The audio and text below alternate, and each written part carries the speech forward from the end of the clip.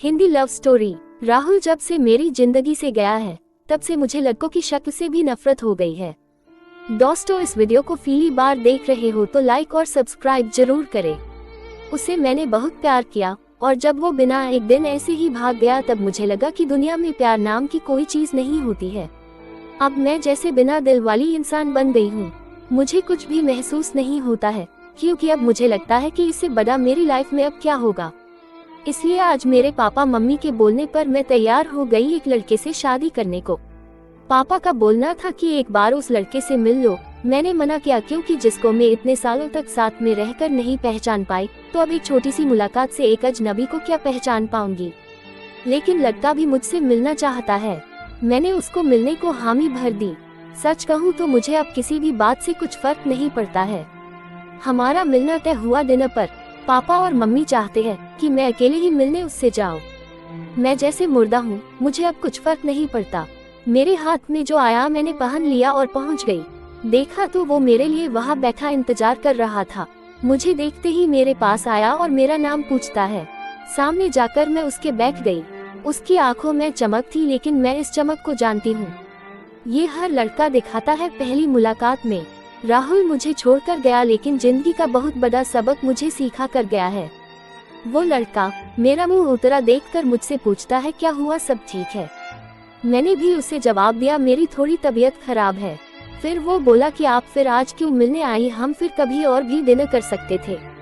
बात तो वो अच्छी कह रहा था, लेकिन अच्छी बातें लड़कों की कितनी जल्दी बदल जाती है इसका अंदाजा मुझे अब अच्छी तरह है।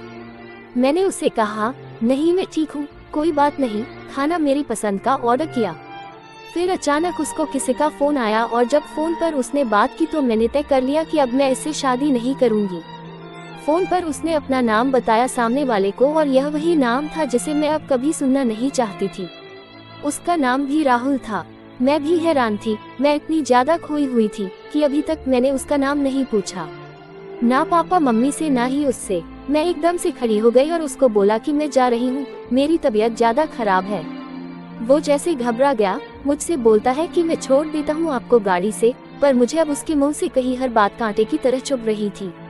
उसको बिना जवाब दिए मैं वहाँ से चली जा रही थी। वो मेरे पीछे पीछे आ रहा था। मेरी आंखों से अब आंसू टपकने लगे और मैं बाहर टैक्सी या ऑटो का इंतजार करने लगी। आंखों में मेरी आंसू देखकर उसने मेरी बाह पकड़ी और मुझे गाड़ी में बैठने को कहा। उसने मेरी बाह पकड़ी, बस इतना तो बहुत था मेरे अंदर की आग को निकालने के लिए, और मैंने उसके मुंह पर जोर से एक थप्पड़ मार दिया।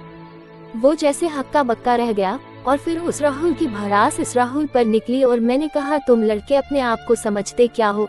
जो मन चाहा वो करोगे क्या? जब तुम्हारा मन किया किसी का हाथ पकड़ लेते हो, जब मन किया बिन बताए भाग जाते हो। और वो बस चुपचाप मुझे खड़ा देखता रहा। टैक्सी आई और मैं बैठकर वहाँ से चली आई। आते वक्त मैंने उसका चेहरा भी नहीं देखा। अपने कमरे में आने के बाद 1 घंटा मैं और रोई, पापा मम्मी को कुछ नहीं बताया। सुबह मैं जगी, लेकिन सच बताऊं तो रात को जो भी मैंने किया उसका मुझे कोई अफसोस नहीं हो रहा था। मुझे लग रहा था कि यह थप्पड़ मैंने उसी राहुल को मारा है। थोड़ी देर बाद ही बाहर हॉल से मुझे आवाजें आने लगी। मम्मी मेरा दरवाजा बजा रही है। मैंने दरवाजा खोला।